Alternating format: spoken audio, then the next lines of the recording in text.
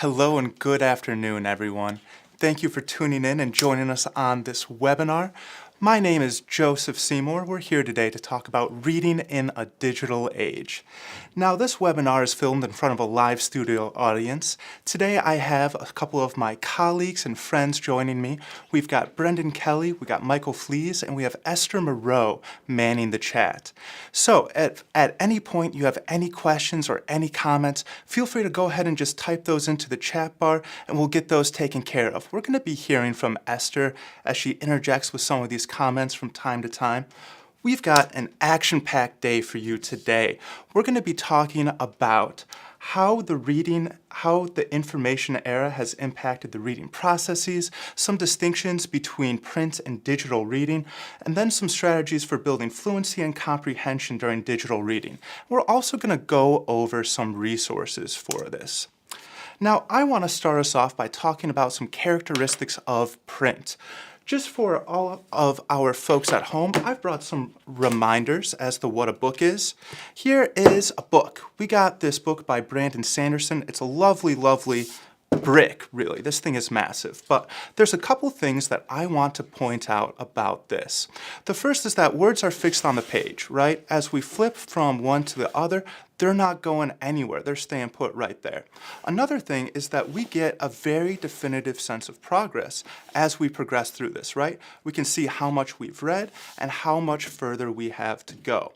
The other thing that we're going to talk about more in depth in just a moment here is that it cultivates a type of reading we call linear reading. I have a couple of other books that I would like for us to take a look at real quick. Up next, we've got Calvin and Hobbes. Anyone who knows me knows that I love Calvin and Hobbes. I wanted to bring this in for a couple reasons. The first being that the actual medium of print really affects this whole comic book style. It offers these limitations and restrictions that are inherent to the medium that determine how the art can be made. It's also worth noting that these are originally printed in a newspaper, and then they transferred over to this book, which is a different form of print. One other thing I want to mention as we're looking about these books, this might seem a little bit silly, but it's something really crucial that we're going to touch on more later, is that this is physical. It's right here in front of me. If I want to, I can pick it up and start reading right away. Now, observant readers might notice that all of my bookmarks today have to do with some sort of luggage mishap. This one is from the TSA. This is a notice of baggage inspection. That's from when I tried to fly with a pound of magic sand in my suitcase, and the TSA did not like that too much. My next book and bookmark is House of Leaves and a lost baggage claim, respectively. This is from my last trip when Delta lost my luggage, so feel free to look into that with this reference number right there, see if we can get maybe another refund off of there. So this book, House of Leaves, I wanted to show for a couple reasons. The first being that this format is very unique. Look at just the page layout and the way these words are on the page. The author, Mark Z. Danielewski, thought that this was so imperative to the book that he refused to allow this book to be published in any other manner other than print. It can only be found in print. No audiobooks, no Kindles, just print alone. This is an example of something we call ergodic literature, which I find to be really interesting. That ergodic literature just means that it needs to be interacted with in a way that requires more of the reader than just reading the text. So this is an example of it. Infinite Jest by David Foster Wallace is another common example. And then even choose your own adventure books where you have to flip to different pages to determine what comes next. That's a classic example as well. The last thing I want to compare this to is my Kindle. This is my Kindle. It's trusty, it's dusty, it's dinged up. I've used this thing for quite some time. Digital reading, it's not evil. That's a big thing I want to push today. For one thing, I read all of this series, this Brandon Sanderson series, on this Kindle here. So that's a lot more convenient. One of these I can put in my pocket, the other one I can't. So let's talk a little bit about linear reading. Linear reading concerns analyzing extended narratives in great detail, and we generally correlate this with narrative fiction. Someone I'm going to be talking about quite a bit today is Marianne Wolfe. She's pioneered a lot of this information and done a great deal of research into it. Here's how she defines linear reading. She says it's the array of sophisticated processes that propel comprehension and include inferential and deductive reasoning, analogical skills, critical analysis, reflection, and insight. The expert reader needs milliseconds to execute these processes. The young brain needs years to develop them. The significant thing to note here is that as esteemed readers ourselves, this is something we do automatically, really without thinking. But that's not the case for our young and developing readers. These are skills that really need to be honed. These are skills that need to be directly practiced and taught before they can expect to do this sort of deep linear reading. We're going to compare this with tabular reading, which we more closely associate with skimming or quickly digesting short passages. So this is something we do when we are quickly browsing or looking up things in an encyclopedia, and we more closely associate this with digital reading. Let's talk about some key distinctions when we're doing digital reading. The first up is distractions. Distractions are going to be prevalent when you're reading digitally. Now, a common question we have is, well, isn't it just as easy to be distracted reading physical text as it would be reading something on your phone? And for that, I'm going to turn to David Durant.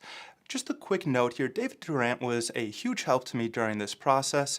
I was preparing a presentation on reading in a digital age, and I found a monograph of his he wrote called Reading in a Digital Age, and I thought that sounds relevant. I read it, it sounded great, I reached out to him, and he agreed to do an interview with me. He was a wealth of information, and for that I'm very thankful.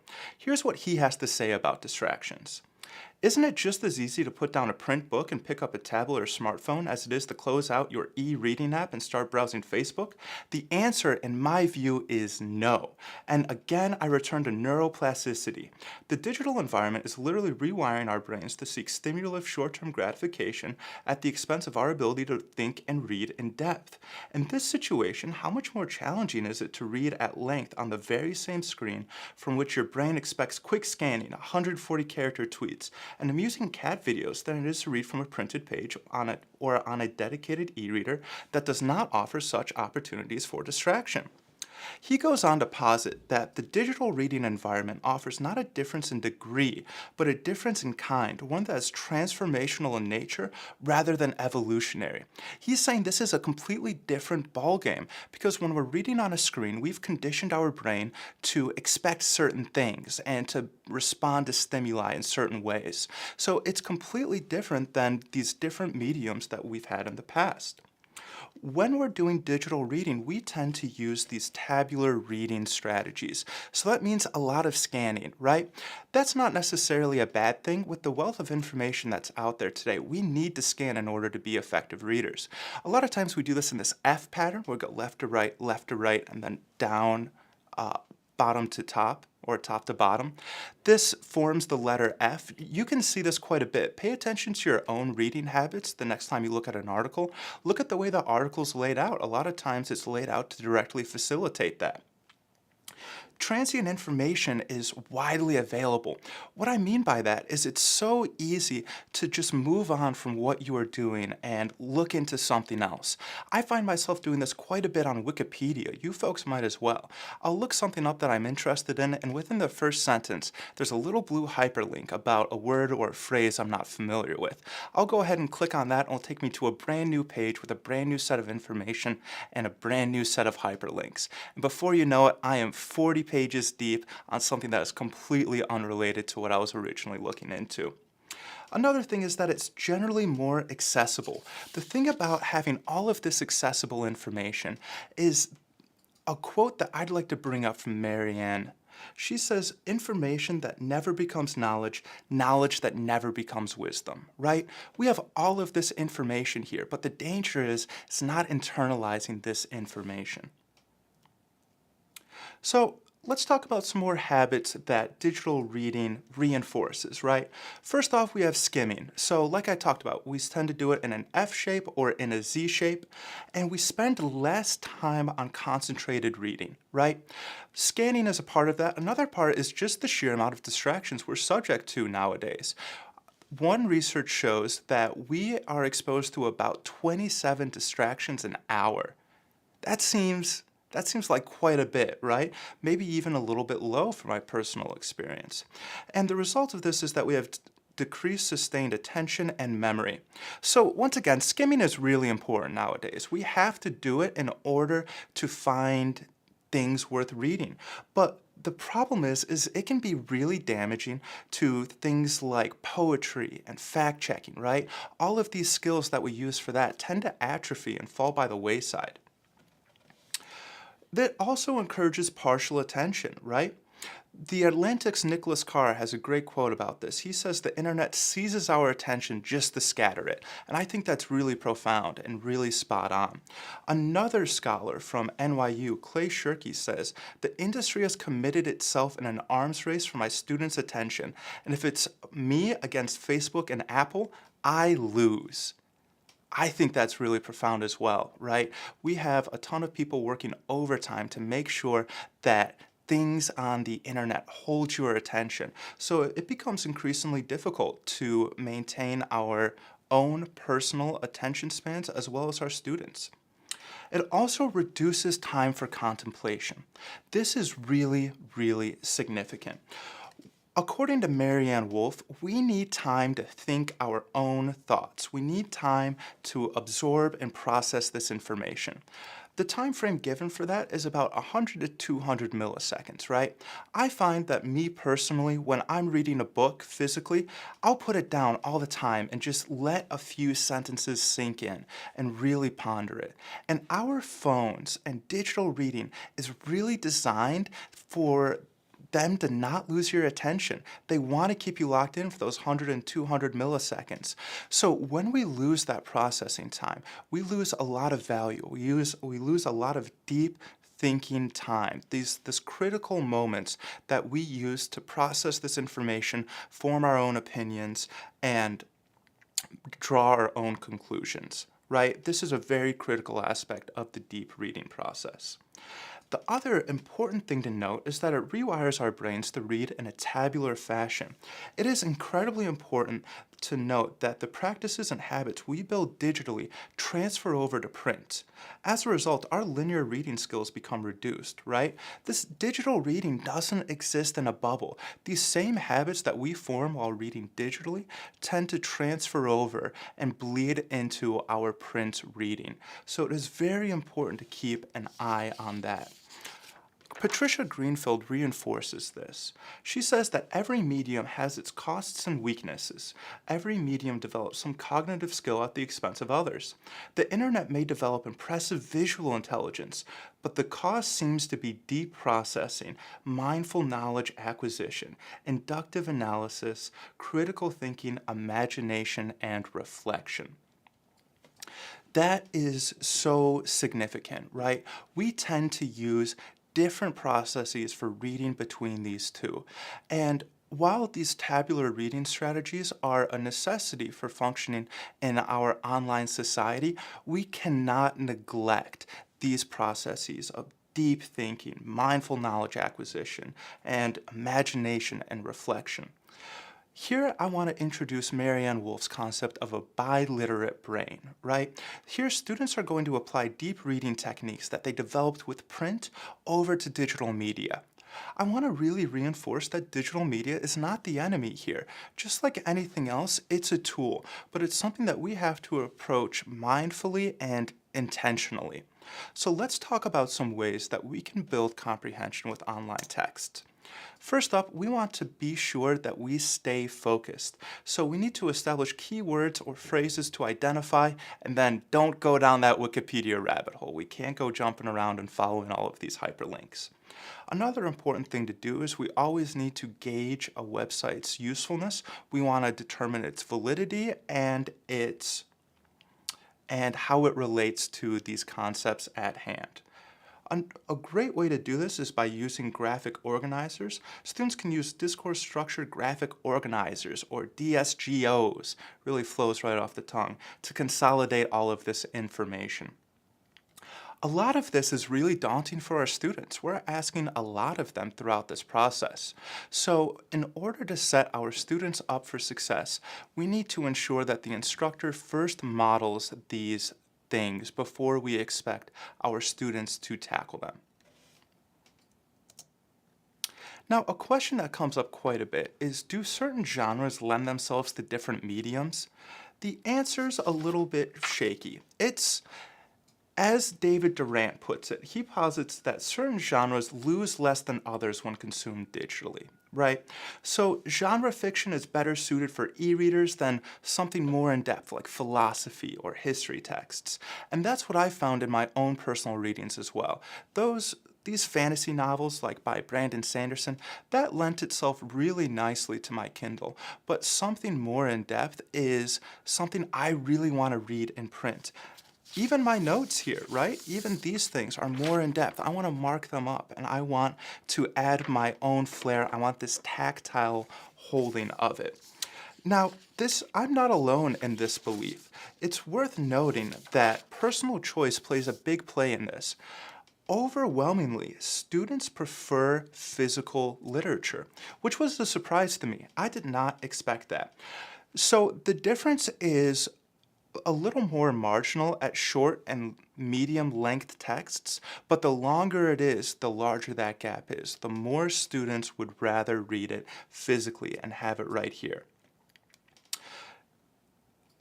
Now, individual preferences matter, but it is important to keep slow reading in mind. Remember that as we read digitally, our instinct is for those tabular reading strategies to kick into effect, where we scan, we jump, we move on to distractions. So it is so crucial to make sure that we use these slow, deep reading strategies. There have been a number of studies done on comprehension between reading physically and reading digitally, and the results are interesting. For the most part, they are relatively close. Comprehension scores are relatively close between these two, with a couple of caveats that I would like to note. Typically, print reading edges out comprehension. They're doing a little bit better there. However, there's a drastic dive when it comes to reading on your phone versus e-readers or any other sort of digital readers.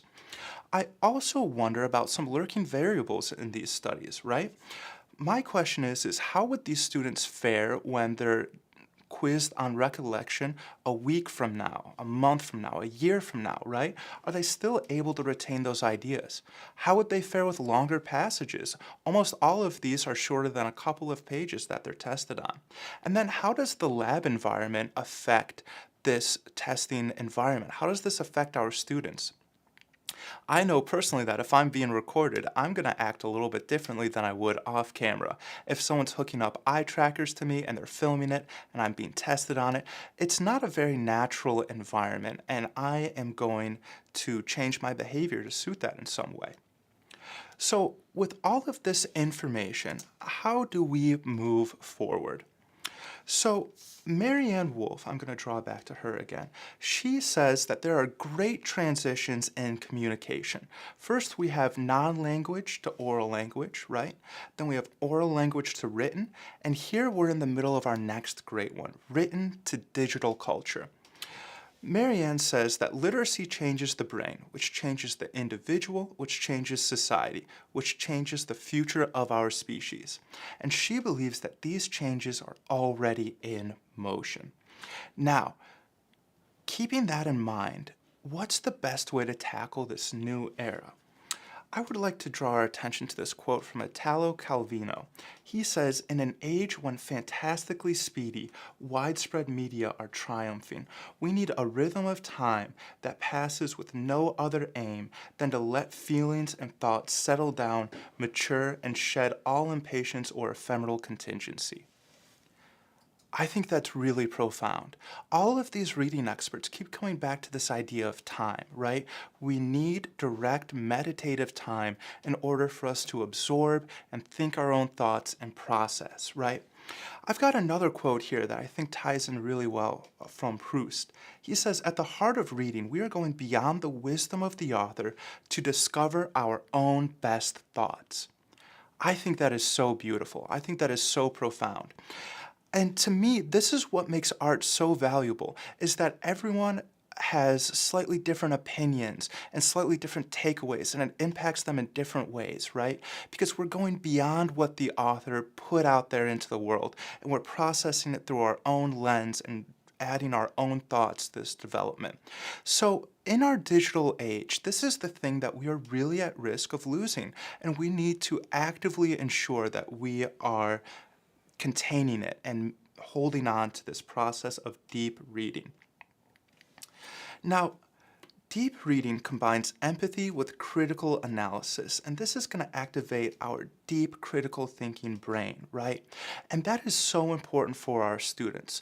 Later on, we're going to talk about our biliterate brain, where we need to develop these strong reading habits in print before exposure to our digital materials. And the best way to do this is to ensure that our children have access to print. Now, on a personal level, having just Calvin and Hobbes books around was one of the most significant things as a child for my growth as a reader. Having access to this where I could just pick it up and start reading anytime I wanted made a huge, huge difference. And remember that kids significantly prefer having physical print over something digital. I've got some statistics for you. This was shocking to me. Hey, Joe. Yes. Sorry to interrupt. No That problem. question came in that was pretty is I think a good time to interject here. Have any studies that you know of, have any studies been done to see if reading on a dedicated e-reader is better for struggling readers than reading on a computer or a smartphone or a tablet? Typically, no. There's not typically going to be big gains when we see people reading on a computer or on a tablet. It's not something we see. At best, our comprehension and fluency is going to be just a little bit worse.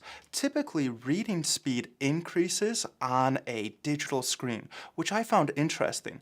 Notice too that I'm making a distinction between reading speed and fluency, because while reading speed goes up, accuracy does not. So I think this goes back to these skills that we tend to develop when we're reading on a screen, where we're doing more scanning and we're moving more quickly.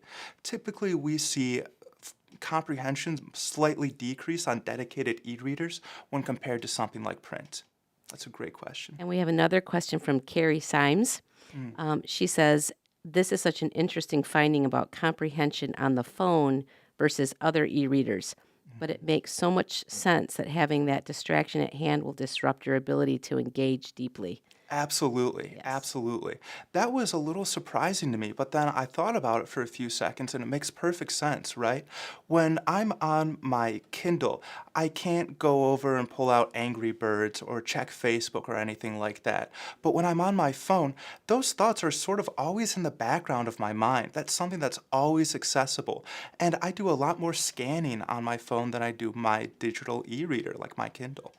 Yeah, that's a great observation. Thank you, Mrs. Symes. So, going back to the significance of having print available for our students, 65% of kids between 6 and 17 said that they would always want to read in print, which is an increase from 2012's 60%. Contrary to what you might think, the younger they are, the stronger the preference is for print, which was really surprising to me. So it is so important to always have print available for our students.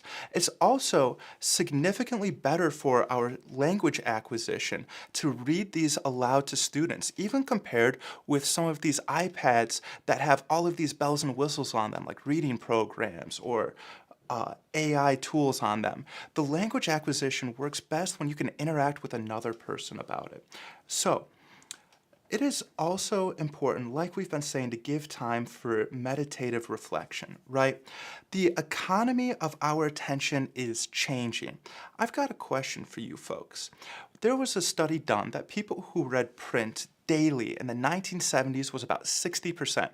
What percentage of people do you think read daily as of 2016? Take a few moments and put your answer into chat, and then we'll hear from Esther. I'm curious to know what you folks think.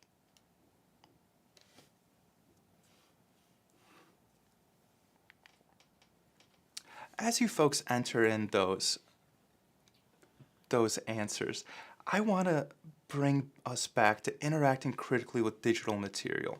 I've got a quote from John S. Dunn. He says, "We have a life of action and a life of enjoyment, but for the most part, we are lacking a life of contemplation, and there are dire consequences for this," right? And we see that a lot digitally. We see that there's always entertainment right around the corner. There's always something to distract us, but what we really need is time for contemplation, and that's at the core of reading. So we need to be sure to establish these skills and transfer them over to reading digitally, which ties into Marianne Wolf's concept of a biliterate brain. We use print to foster reading skills in children that can be applied to digital media. She's got another great quote here. She says that reading is an act of contemplation, right? And that's at the heart of what we need to keep in mind as we read digitally.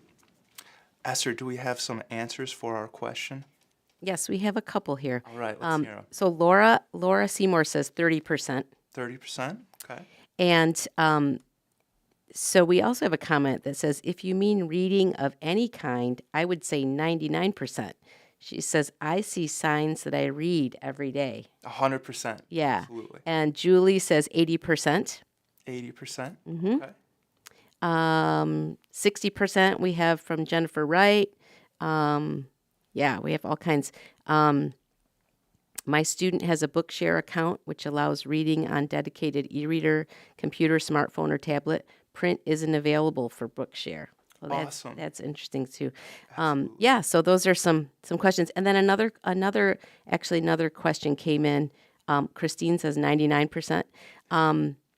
So a question did come in about kids taking reading comprehension tests on a computer. Mm-hmm. And just the question is it better for them to take these tests on with a paper and pencil or with a real book? Yeah. Yeah. That's a great question. Yeah. I actually have not looked into the actual testing behind it, but from all the other research I've seen, I would assume so. And I've even found that myself in my personal experience.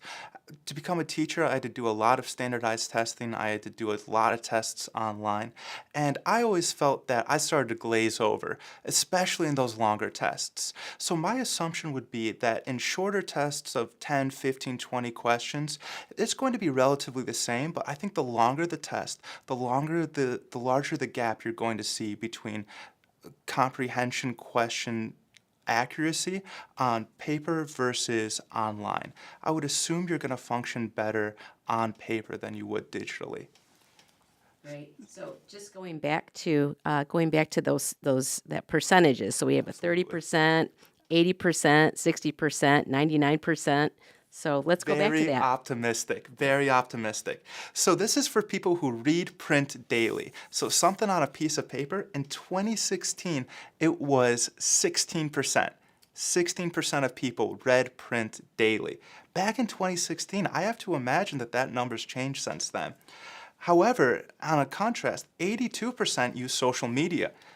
Once again, this is back in 2016, so I have to imagine there's been a little bit of readjusting there since then.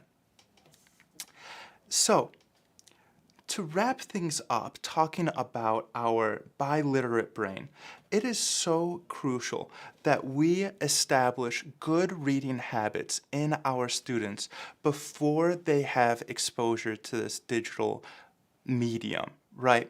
We talked about this before when Marianne said that the expert reader needs milliseconds to execute these deep reading processes, but our young brain needs years to develop them, right? Beginning readers need to develop these deep reading strategies. And what we see is when we just fling them into the digital world, they tend to lack those skills. So that is what is significant. We need to ensure that we take time for contemplation, reflection, and deep reading so that information can become knowledge and knowledge can become wisdom. Let's talk about some materials for it. Up first, we've got the Phonics First stories for reading practice. These are the stories that everyone at BrainSpring knows and loves. These are controlled readers that go directly along with our lessons. An awesome resource for anyone using Phonics First or for any emerging readers. For all of my structures people, we have Structures Connected Text Reading Practice books coming spring of 2025. As someone who's done a lot with structures, this is something that's been eagerly awaited. The wait is just about over, so that's going to be awesome to see. We also have BrainSpring controlled readers coming in fall of 2025, which is a big deal, We're very excited for those to come out. And we also have our Phonics First Fluency practice books for anyone who needs a little bit of additional words or sentences for additional practice. Quick thank you to these sources that I used for this presentation. And I've got a quiz here. Go ahead and give that a scan. You can get some credit hours. And there's just 5 questions. Go ahead and give those an answer. And feel free to stick around for a second if you guys have any questions or comments. We still have Esther manning the computer. She's not going anywhere. Thank you guys so much for tuning in, and I hope you enjoy the rest of your afternoon. Thanks, Joe. That was amazing. Very good. I just want to let everyone know that I did put the link to that QR code in the chat as well. So if you're not able to scan that, you can go ahead and click the link for that quiz. Thanks, Joe. That was great. Absolutely. Thank you guys.